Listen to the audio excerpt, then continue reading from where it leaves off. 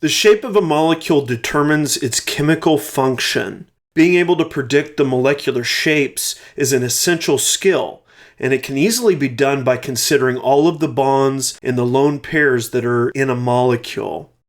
Different molecular shapes form due to the electrons exhibiting repulsive forces against one another. In bonded pairs of electrons, the repulsion of the negative charges is somewhat reduced by the positive charges of the bonded atom's nucleus. On the other hand, lone pairs don't have to deal with this positive charge, so the result is a much stronger repulsion.